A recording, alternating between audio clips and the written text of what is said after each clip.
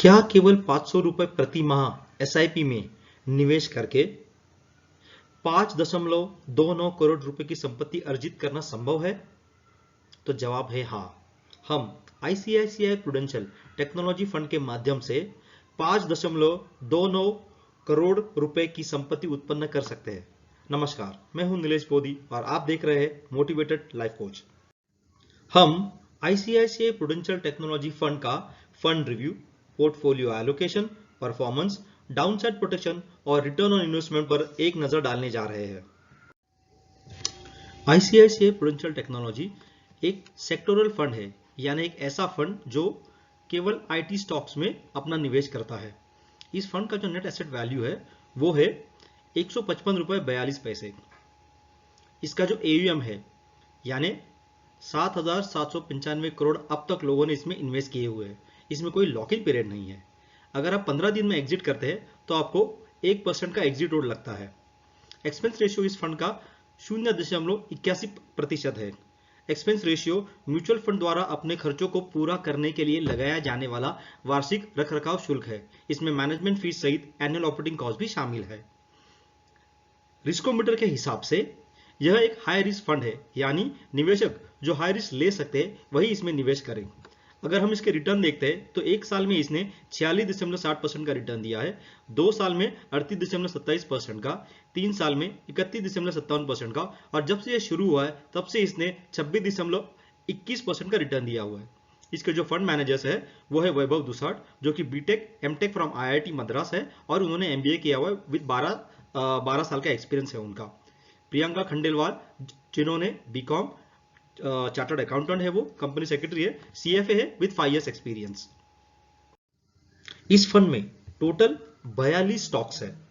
अगर हम allocation by sector देखते हैं तो टेक्नोलॉजी सेक्टर में 80.63% का एलोकेशन है, सर्विसेज में 6.07 का एलोकेशन है, कम्युनिकेशन में 5.55% का एलोकेशन है और अदर्स में 1.67 का एलोकेशन है।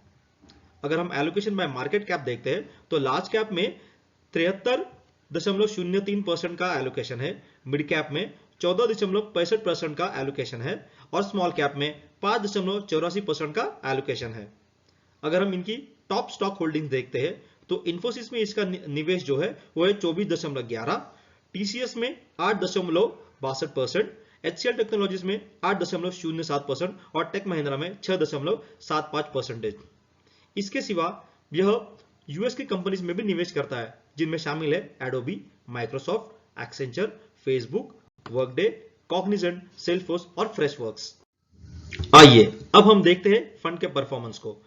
इसके लिए हम कुछ पैरामीटर्स देखेंगे, जैसे स्टैंडर्ड डिविएशन। यह इस बात का अंदाजा देता है कि पिछले 3 वर्षों में फंड का रिटर्न कितना अस्थिर रहा है। स्टैंडर्ड डिविएशन जितना अधिक होगा फंड की अस्थिरता उतनी ही अधिक होगी। अगर हम देखते हैं तो यह जो फंड है ये कैटेगरी एवरेज से काफी अस्थिर है, यानी इसका जो रेशियो है 22.76% है, यानी 22.76%। बीटा, म्यूचुअल फंड का बीटा उसके बाजार बेंचमार्क एक सापेक्ष योजना की अस्थिरता को दर्शाता है। 1 से कम का बीटा यह बताता है कि स्टॉक की कीमत समग्र बाजार की तुलना में कम अस्थिर है, जैसे कि इस फंड के बारे में इसकी जो रेशियो है वो 1 से कम है।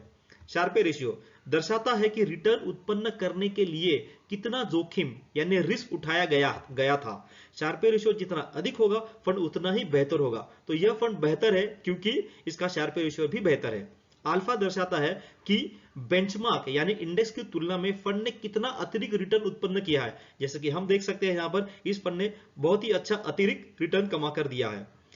अगर हम इस फंड की तुलना इसके बेंचमार्क से करते हैं तो हमें यह देखने में आता है कि इस फंड ने हमेशा अपने बेंचमार्क को बीट किया है। तो इस तरह से यह फंड जो है ये बहुत ही बेहतर फंड है अगर आप इसमें लॉन्ग टर्म के लिए इन्वेस्ट करना चाहते हैं। आइए अब देखते हैं कि डाउनसाइड प्रोटेक्शन क्या होता है। नुकसान से बचने के लिए निवेशकों और फंड मैनेजरों के लिए डाउनसाइड प्रोटेक्शन एक सामान्य उद्देश्य है। दूसरे शब्दों में, बाजार में गिरावट आने पर फंड का रिटर्न बेंचमार्क से कम गिरना चाहिए। जो फंड बाजार के मुकाबले अधिक गिरता है उसका डाउनसाइड प्रोटेक्शन कम होता है, यानी गिरते बाजार में वो आपको ज्यादा नुकसान देता है। जबकि जो फंड बाजार के मुकाबले कम गिरता है उसका डाउनसाइड प्रोटेक्शन बेहतर होता है, यानी गिरते बाजार में वो आपको कम नुकसान देता है। और हम देख सकते हैं कि ये फंड ईयर टू डेट यानी साल से दिन कंपैरिजन में बाजार के मुकाबले अधिक गिरता है। अगर हम इस फंड में 500 रुपए की एसआईपी करते हैं तो 5 साल में हमारा इन्वेस्टमेंट होगा 30,000 का, एस्टिमेटेड रिटर्न्स मिलेंगे 31,741, टोटल इन्वेस्टेड प्लस एस्टिमेटेड मिला के जो रकम होगी वो होगी 61,741। 10 साल में हमारा इन्वेस्टमेंट होगा 60,000 का, एस्टिमेटेड रिटर्न्स मिलेंगे 2,25,164 के और टोटल हमारा होगा 2,85,164 का। 15 साल में हमारा निवेश होगा 90,000 का और एस्टिमेटेड रिटर्न्स मिलेंगे 10,03,666, जबकि टोटल हमें मिलेगा 10,93,666। 20 साल में हमारा इन्वेस्टमेंट होगा 1,20,000 का, एस्टिमेटेड रिटर्न्स हमको मिलेंगे 38,99,397, जबकि टोटल हमारा होगा 40,19,397। 25 साल में हमारा इन्वेस्टमेंट होगा 1,50,000 का, एस्टिमेटेड रिटर्न्स होंगे 1,44,56,761, जबकि टोटल हमारा होगा 1,46,06,761। 30 साल में हमारा इन्वेस्टमेंट होगा 1,80,000 का, एस्टिमेटेड रिटर्न्स हमको मिलेंगे 5,27,39,334 और जो टोटल हमें मिलेगा invested amount plus estimated amount मिला के वो मिलेगा 5,29,19,334 का।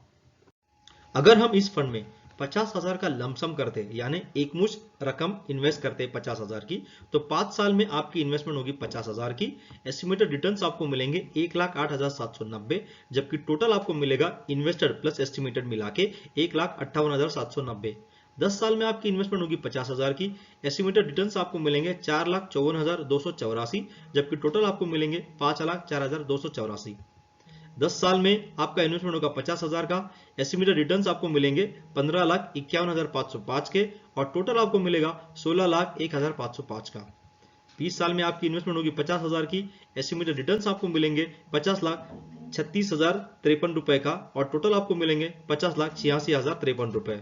25 साल में आपका इन्वेस्टमेंट होगा 50,000 का, एस्टिमेटेड रिटर्न्स आपको मिलेंगे 1,61,02,272, जबकि टोटल एस्टिमेटेड इन्वेस्टमेंट मिला के आपको मिलेगा 1,61,52,272 का।